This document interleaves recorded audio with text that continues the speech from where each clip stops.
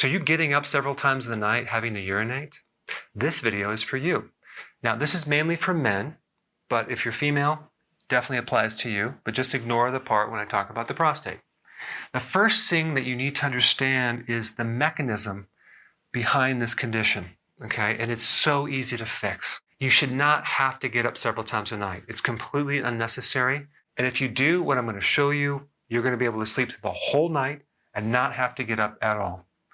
Okay, the mechanism. What happens is the bladder has smooth muscle around it, okay? It has a muscle that contracts and relaxes. This particular problem is a situation where you're not able to eliminate all of the urine. The tone or the muscle tone of the bladder is not fully contracting to eliminate all the urine. It contracts partially, but there's urine that's still in the bladder that within 1 to 2 hours later, it's going to activate a sensor to tell you to get up and eliminate that small amount of urine. And it just keeps going on and on and on. So it's not really a problem with the muscle. It's a problem with the nerve that connects to the muscle. It's a problem with the sympathetic nervous system. Now, real quick, and this is important, the sympathetic nervous system is normally considered a flight or fight stress situation, right? And the parasympathetic nervous system is all about rest and digest. So when you're resting, you're under the parasympathetic control, okay? And it just so happens that the smooth muscle that causes contraction of the bladder is underneath the parasympathetic. Now, let me just clarify why I'm bringing that up. Because you would think that the contraction of that muscle would be under the sympathetic, okay? But it's not. It's under the parasympathetic because when you urinate, you can't actually be in a stress state, okay? It's going to be very hard to eliminate. You have to be fully relaxed and calm to eliminate that urine from the bladder. And when that bladder fills up, okay, and it has a normal tone, that's under the sympathetic nervous system. So regarding the bladder, when you have too much sympathetic, okay, we don't get the contraction anymore. We can't fully contract and eliminate all that urine. So this problem really is a sympathetic dominant problem, and it's caused by too much insulin. Insulin triggers the sympathetic nervous system, okay? It activates it. And that's really behind this urination problem. Insulin enlarges the prostate. And many times people think it's the enlargement of the prostate that's causing all the problem. But it's not, because when men have their prostate removed, many times they still have the bladder problem. It can be part of the problem because the prostate is just underneath the bladder, and if it enlarges, it can obstruct this little tube that the urine actually is coming out through this tube right through here. And one of the medications they use to try to help this problem or manage it is called an alpha blocker, okay? Alpha blockers target the sympathetic nervous system. Now, whether you have any of these symptoms, difficulty urinating, straining, incomplete elimination of the urine in the bladder, or dribbling, what you need to do is lower insulin. What causes high insulin? Insulin resistance. I just have to explain this. I'll try to explain this in very simple terms. Insulin is a hormone that lowers blood sugars. Insulin goes into receptors in the cell. The body does not like to have too much insulin. It likes to have normal insulin. If there's too much insulin over a period of time, it will protect itself by creating a blockage within the receptor. It's called insulin resistance. So insulin resistance is a protective mechanism against excessive amounts of insulin. Here's the problem. Inside that cell, there's like a thermostat.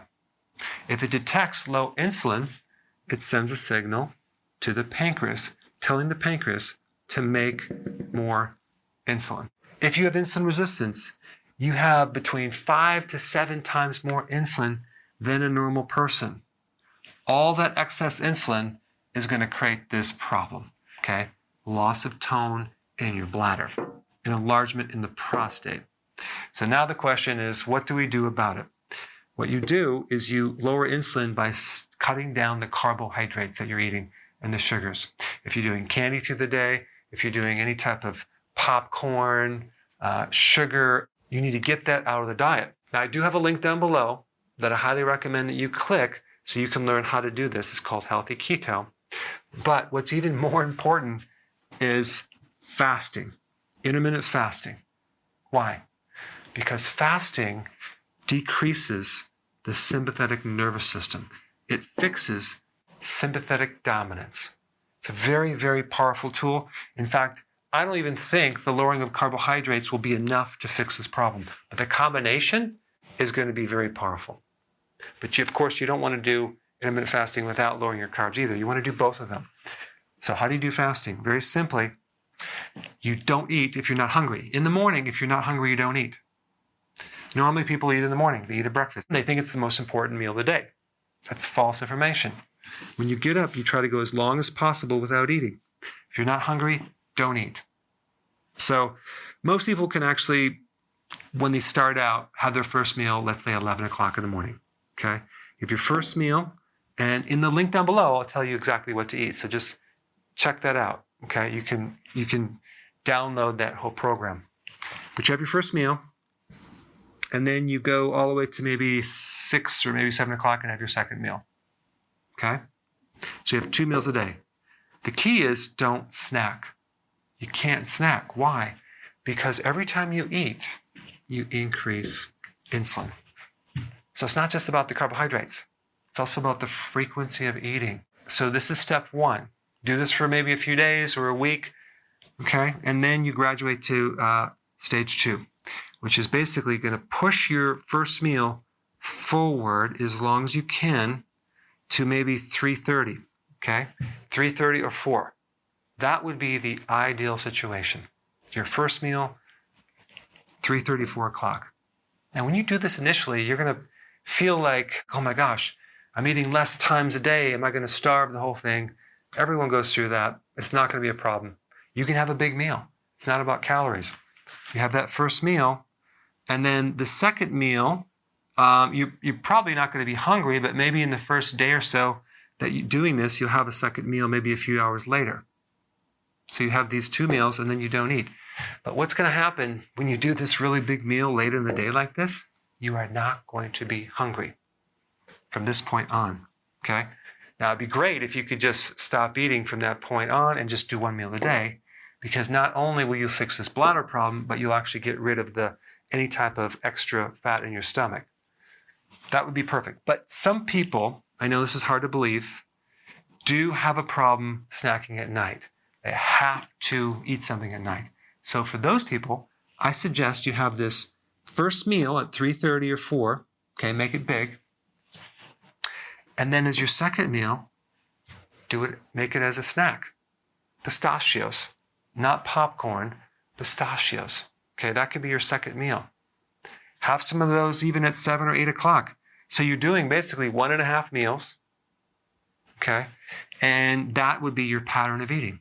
That way you wouldn't feel like you would have to give up something. It would make it a lot easier. Ideally, it'd be great if you didn't have to do that, but if you had to do that, and then let's say you did that at 9 o'clock, then you fast all the way to the next day until 3:34. That's how you solve this problem. Do it for 2 weeks, okay? And watch the results. Comment below to let me know your progress, and thanks for watching. So if you're enjoying this content, go ahead and share it with someone that could really benefit from it.